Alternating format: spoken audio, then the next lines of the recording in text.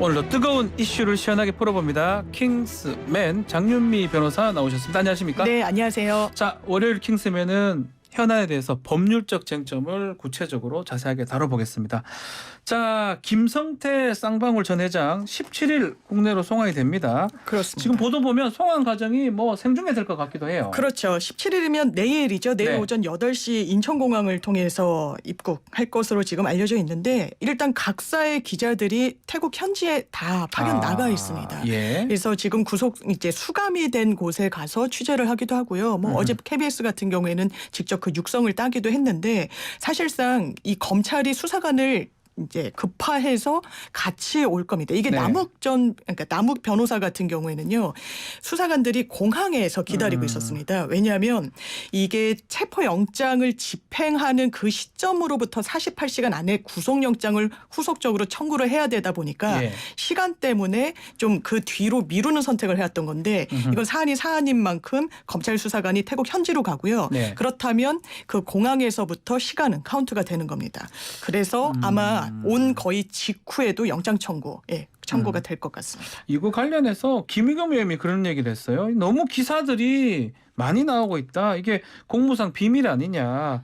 검찰 언론 플레이라고 자꾸 얘기를 하고 있거든요. 이 부분 어떻게 보십니까? 저도 이제 김의겸 의원이 서면 그 논평을 냈더라고요. 이 관련해가지고 보면 이게 실시간으로 이 동선이나 어떤 네. 행적이 언론에 보도되는 것에도 이제 문제 제기를 뭐 했지만 더 방점이 찍혀 있었던 건 이 수사 상황이 외부에 노출되는 것을 좀 우려하는 목소리였던 것 같습니다. 아하. 일단 인터폴 적색 수배 내려서 그 부분과 관련해서 검찰이 뭐 현지와 공조를 하기 때문에 분명히 이게 한인 사회든 어디든 통해 가지고 나오는 것 자체가 대단히 정치적이다. 이렇게 판단하기는 좀 어려워 보이는 부분이 있습니다. 자, 관건은 김성태 전 쌍방울 회장이 왜 태국으로 도망을 갔는지 또 이재명 대표 변호사비 대납 의혹 어떤 연결고리가 있는지 이게 뭐 가장 중요한 것 같은데 그렇습니다. 이 부분 법적으로 한번 설명 좀 해 주십시오. 그렇죠. 김성태 전 회장 같은 경우에는 크게 네 축으로 혐의를 받고 네. 있습니다. 쌍방울 그룹 돈을 빼돌렸다는 혐의가 하나가 있고요. 횡령이겠네요. 횡령이 네. 하나가 있고요.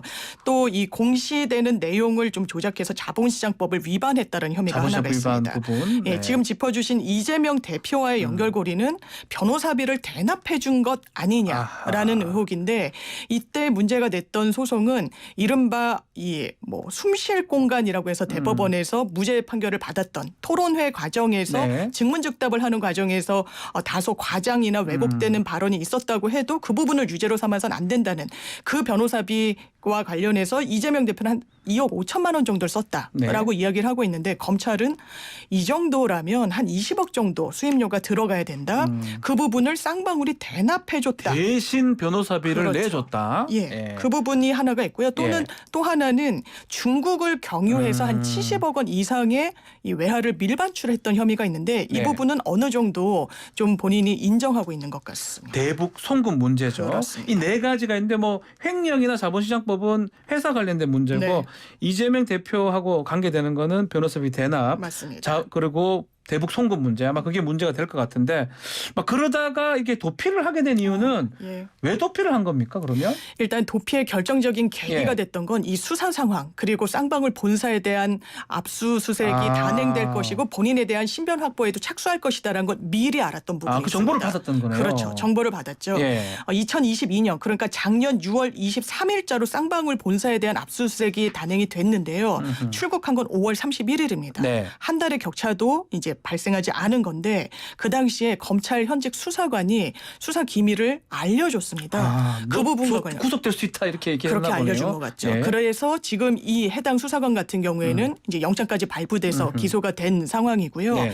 이 수사 상황을 알고 있었기 때문에 이 해외로 도주를 한 것으로 보입니다. 자, 지금 그때 쌍방울 검찰 고위 간부 출신들이 많이 근무를 하고 있다면서요. 그렇죠. 예. 예, 쌍방울 같은 경우에는 검찰 이른바 전관들을 굉장히 고위직으로 좀 채용했다. 이 네. 부분이 대단히 화제가 되기도 했습니다. 그중에는 뭐 이른바 윤석열 대통령과 가까웠던 친분을 가진 내지는 본인이 검찰 수사를 이번 처음이 아닙니다. 네. 과거에도 여러 뭐 불법 대부업체 운영 등등으로 조사를 받기도 했는데 그때 본인을 구속수감 시켰던 검사를 또 영입하기도 했고 어허. 그래서 한 언론이 2020년도부터 2022년도까지 쌍방울 그룹의 검찰 정관의 이 현황을 파악해서 보도한 적이 있는데요.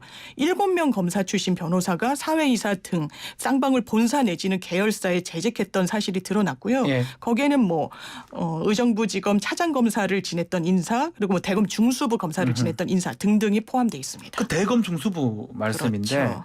이남석 변호사죠. 맞습니다. 유명하신 분이죠. 윤석열 대통령 과거 윤우진 그 용산 세무서장 횡령 사건에서 그 남석한테 가봐라고 네. 했던 그 소개했던 그 맞습니다. 변호사 아닌가요? 맞습니다. 그 사람이 쌍방울에서 고문 또 임원을 했다는 거네요. 그러니까 쌍방울로서는 기업 이슈가 있을 때 예. 이른바 검찰의 이 방패막이로 좀 활용하겠다는 의지가 좀 분명히 있어 보이고요. 네. 뭔가 권력과 가까웠던 내지는 주요 요직을 거쳤던 검사들을 영입한 것도 맞는데 에헤. 지금 이남석 변호사 같은 경우에는 또 이 20억을 쌍방울로부터 수령했다고 의혹을 받는 아하. 다른 이모 변호사와 같은 법인에 있었습니다. 아하. 그래서 이 부분과 관련해서 이 법인으로 들어간 20억이 예. 혹시 쌍방울이 대신 변호사비를 내준 거 아니야?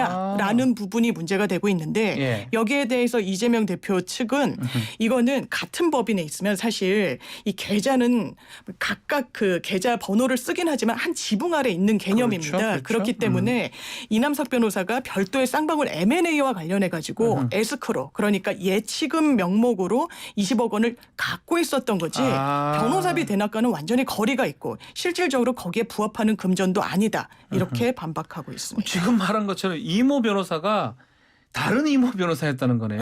그렇죠. 이남석 변호사는 어쩌면 윤석열 대통령하고 네, 가까운 아주 사람이죠. 가까운 사람인데 이 사람이 지금 20억을 에스코로로 받은 걸 네. 갖고 이걸 대납한 게 아니냐 의혹 제기를 하는 거고 그렇죠. 이건 누가 최초로 제기를 한 겁니까? 사실 이 부분이 왜 불거졌냐면 무슨 녹취가 나온 거예요. 아, 녹취록이요? 지금 말씀드린 실제로 이재명 대표를 변호했던 이모 변호사 검찰 출신입니다. 네. 똑같이. 그런데 이 변호사가 얼마나 대단한 변호사인 줄 알아라고 중간에서 이 사건을 소개해 주는 사람이 이 사람은 변호사비도 몇십억씩 받는 몇십억씩 사람이야. 받아, 보통 이렇게? 사람이 아니야라고 하면서 본인이 중간에서 굉장히 중요한 사람을 소개해 주는 것처럼 이야기를 하죠. 그러면서 아 그래? 그러면 이재명 대표 사건에도 이름을 올렸는데 왜 변호사비가 2억 5천밖에 안 돼? 그것도 여러 변호사들이 이름을 올렸는데 라고 하면서 의혹이 사실상 시작된 그 측면이 녹취록에 있습니다. 따르면 몇십억을 받아야 되기 때문에 그 녹취록 제보한 사람이 그 이제 사망했던 이병철 그렇죠. 씨네요. 맞습니다. 그 이병철 씨는 그 이재명 그 선거 당시에 좀 반대편에 있었던 분인가요? 그렇죠. 뭐 이른바 뭐 친문 뭐 팬클럽이다라고 해서 이 부분이 뭐 친명, 친이 아하. 이래 가지고 각을 세웠을 당시에 이 부분을 또 공론화하기도 했는데 네. 최종적으로는 이게 사실에 부합하는 녹취는 아니다라고 아. 또 이야기한 부분도 있습니다. 자, 결국은 이 부분을 이게 맞는지 안 맞는지 온다면 검찰이 확인을 해야 되겠죠. 그 20억이 뭐 어떤 것인지. 네. 자, 중요한 거는 김성태 전 회장 입일 것 같아요. 예. 지금 언론 보도에 따르면 이재명 대표를 뭐 전혀 알지도 못하고 한 번도 만난 적이 없다라고 얘기를 하고 있어요. 이재명 대표 역시 줄기차게 김성태 나 본 적 없다 네. 모른다. 그렇다면 이게 대납으로 갈 수가 있을까요? 그러니까요. 이게 대납에 대해서 검찰의 시선을 확실히 알 수 있는 불기소 유서가 있습니다. 네. 이재명 대표가 선거 국면에서 나는 변호사비 대납받은 적이 없다라고 하니까 그 부분이 고발이 들어갔어요. 네. 허위 사실이다. 그 부분을 검찰이 이게 우리가 증거가 불충분해서 불기소를 하지만 무혐의 처분을 하지만 네. 상당히 수상하다라는 취지로 이례적으로 불기소 이유서를 길게 씁니다. 수상하다. 그렇다면 이런 전환 사채를 이용해서 자금 세탁을 했던 것으로도 보이고 이례적으로 수임료도 낮다라고 검찰은 본다라고 적시를 해놨기 때문에 그런 부분들이 근데 그 당시에 불기소를 했던 거는 자금 흐름을 제대로 추적을 못했던 거예요. 그런데 이 부분이 공백으로 메워져 있었던 건 사실 김성태 전 회장의 입을 통해서 메워야 되는 부분이 있습니다. 그렇죠. 그런데 예. 이 부분이 메워질 것인가? 일단 김성태 전 회장 국내 송환 바로 임박한 시점에 나는 이재명이라는 사람 때문에 인생이 망가졌다. 나 알지도 못한다. 라고 이야기를 하고 있어서 검찰의 이 수사 방향에 얼마나 부합하는 진술이 나올지는 의문입니다. 그 변호사비 2억 5천이 적은 돈인가요? 궁금해요. 제가 변호사, 저도 개인적으로는 변호사인데. 그리고 그 사건 같은 경우에는 난이도가 엄청난 게 아니에요. 예, 일단 토론회 과정 중에서 한 2개의 문답이 문제가 됐기 때문에 그리고 많은 변호사가 이름을 올렸다는 부분을 검찰이 적시하는데 이런 정치인 사건에서 많은 변호사들이 뜻을 같이 한다는 이유에서 이름을 올려주기도 하고 실제로 민변에 소속된 변호사들이 그런 형식으로 이름을 올리기도 했었기 예. 때문에요. 적은 금액은 저는 개인적으로 아니라고 생각합니다. 알겠습니다. 이거는 이제 김성태 회장의 입을 좀 지켜봐야 될 것 같습니다. 내일 이제 오게 되면 아마 진행이 될 것 같습니다. 자, 또 뉴스타파 통해서 전문이 공개된 정의학 녹취록 지금 논란이 좀 되고 있는데 지금 보면 뭐 김만배 씨가 뭐 판검사, 언론계 다 로비를 했던 것 같아요. 지금 그 그렇습니다. 보면 이거는 검찰 수사 의지가 있는 겁니까 없는 겁니까? 지금으로서는 언론을 통해 가지고 사실관계들이 드러나고는 있는데 또 녹취록 전문이 공개가 되다 보니까요. 네. 실명이 나오기도 하고 근데 검찰이 과연 수사를 할 것인가. 왜냐하면 뭐 정치권에서는 오히려 이건 수사의 본류가 아니라 지류기 때문에 여기에 집중해서는 안 된다. 이게 뭐 이제 국민의힘 측 인사들의 뭐 언급이기도 네. 한데요. 일단 수사 의지가 굉장히 있다라고 보여지지는 않습니다. 일단 이 대장동 일당의 이 자금 흐름에 좀 더 집중하고 있는 게 지금 검찰의 입장인 것 이 같습니다. 판검사에 대한 기소권 공수처가 이제 가지고 그렇죠. 있잖아요. 네. 공수처는 어떤 입장입니까? 무슨 단순한 정황만으로 못한다 이런 입장인 것 같은데요. 수사 개시할 의지는 사실상 없어 보입니다. 아. 지금 말씀 주신 대로 이게 단순 정황이 드러난 것에 불과하기 때문에 예. 수사선상엔 올리기 어렵다는 건데 이게 단순 정황이 아닙니다. 물론 녹취록만 있다면 그렇게 볼 수 있겠죠. 그런데 검찰이 이 녹취록에 기반해서 어떻게까지 수사를 했냐면 해당 술집의 종사자한테 휴대전화를 다 들여다본 거예요. 그랬더니 현직 판사와 전직 부장판사, 현직 변호사의 이름이 계속 나온 겁니다. 당신 네. 이 사람들을 어떻게 하냐. 아, 우리 술집에 이름 걸어놓고 김만배의 이름을 걸어놓고 술을 마셨다라고 이야기를 한 거예요. 여러 차례 마셨다. 지금 현직 판사 같은 경우에는 나는 불러서 한 번 갔을 뿐이고 누가 계산하는지도 몰랐다 이야기를 하지만 이 부분 이렇게 좀 명징한 부분이 있고 이게 이른바 부정청탁금지법 위반 소지가 있는 겁니다. 2016년 이후면 다 걸리는 거 아닙니까? 그렇죠. 그렇기 때문에 이 부분이 정황만 있기 때문에 못 건드린다 이 말은 조금 아쉽긴 합니다. 자, 그거 말고도 오늘 지금 단독 보도된 부분 중에 하나가 김만배 씨가 그 470억 원 출금했다 천화동인에서 그렇습니다. 그 예전에 이제 박영수 특검의 박영수 변호사의 인척한테 일정 금액 돈이 갔다 그러는데 그거는 예전에 보도된 바가 있었습니다. 근데 그 돈 중에 140억 정도가 이 천화동인 1호에서 나왔다. 그러니까요. 이게 지금 보도가 됐네요. 예, 이게 이제 동아일보 오. 단독 보도로 나왔고요. 예. 사실 천화동인 1호가 사실상 뭐 키맨에 준하는 키 법인인 것 그렇죠. 같습니다. 제일 중요한. 왜냐하면 유동규 씨, 남욱 같은 사람들도 이거는 유동규네 거였다. 그 말인즉슨 이재명 대표 측 것이라고 인지했다. 뭐 이런 진술을 하고 있는데 네. 자금 흐름은 좀 달리 가져가는 부분이 있어 보이는데요. 아하. 일단 천화동인 1호에서 김만배 씨가 473억 원을 인출을 합니다. 예. 이 돈을 검찰은 은닉하려고 했던 돈이라고 보고 있어요.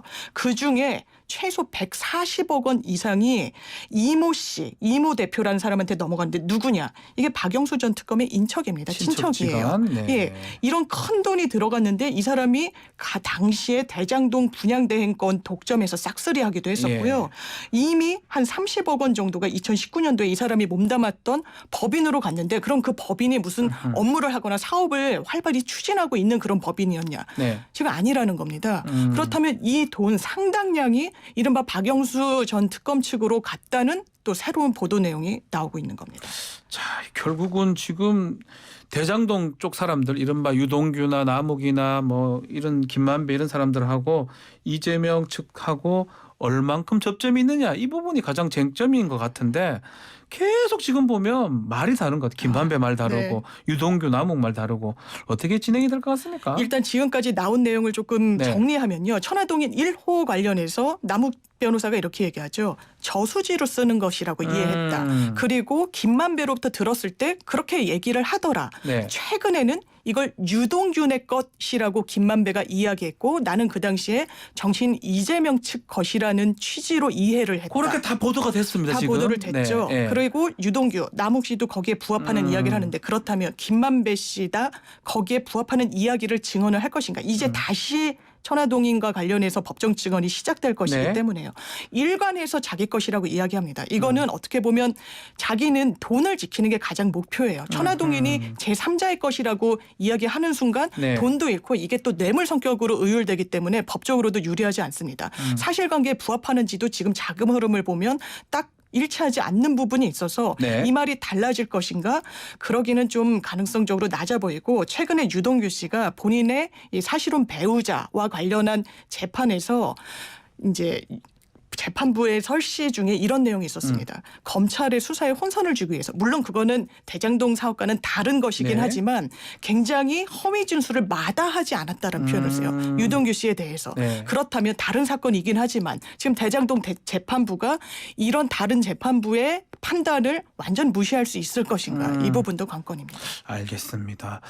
자, 마지막으로 이 소송 하나 봐야 되는데 바이든 날리면 관련돼서 이 MBC 기자가 비행기 타면서 이제 괜찮아질 것 같았는데 이거 외교부가 또 소송을 걸었네요. MBC 네. 상대로. 그렇습니다. 예. 그러면 이게 대통령의 발언과 관련해서 문제를 삼는 겁니다. 국익을 해쳤다는 이유로. 네. 여러 회자가 됐지만 조 바이든이라고 한 건지 아니면 날리면이라고 한 것인지와 관련해서 외교부가 정정보도를 청구한 건데 네. 정정보도라는 건 일부의 내용이나 아니면 기사 전체의 내용이 허위사실일 때 청구할 수 있는 거예요. 네. 그럼 누가 청구할 수 있느냐. 그 보도의 피해자가 청구할 수 있도록 언론중재법에 돼 있습니다. 네. 그럼 피해자가 과연 외교부인가부터가 사실 외교부 문제예요. 장관이에요? 아니면 대통령 아닌가요? 사실은 발언자가 피해자라고 볼 수 있는 거죠. 예. 이 사건에선 대통령이 피해자인 겁니다. 예. 그런데 외교부 장관이 이 보도로 인해서 외교부에 많은 피해가 발생했고 외교적으로도 문제가 됐기 때문에 외교부 장관이 피해자다라고 했는데 이게 이른바 당사자 적격이 있느냐의 문제인데 언론 중재 과정에서 한번 조정이 결렬이 됐거든요. 네. 그때는 당사자 적격을 크게 문제 삼진 않았던 것 같습니다. 보도를 보면. 왜냐하면 좀 폭넓게 인정해 주기도 해서 아마 소송에서도 당사자 적격보다는 정말 이게 허위 사실이냐 이 부분이 더 방점이 찍힐 것 같습니다. 허위는 어떻게 구별합니까? 날리면 바이든 그 듣는 사람마다 다른 거 아닙니까? 이게 사실 정말 어려운 부분이니까 예. 팩트냐 아니냐가 그 소송에서는 가장 관건이 될 텐데요. 그러니까요. 이게 듣는 사람에 따라서 다를 수도 있고 판사가 들어보고 판사가 바이든을 날리면 이렇게 중요한 겁니까? 그리고 아마 성문 분석가들한테 분석가 의뢰도 나올 것이다. 할 것으로 네. 보이고요. 그렇다면 그 당시에 여러 언론사들이 또 이 부분을 바이든이라고 보도했던 부분도 좀 참작이 될 수밖에 없어 보입니다. 알겠습니다. 자, 오늘 킹스맨 장미민 변호사와 함께했는데요. 자주 좀 출연 부탁드리겠습니다. 오늘 감사합니다. 고맙습니다. 장미민 변호사와 킹스맨 함께했습니다.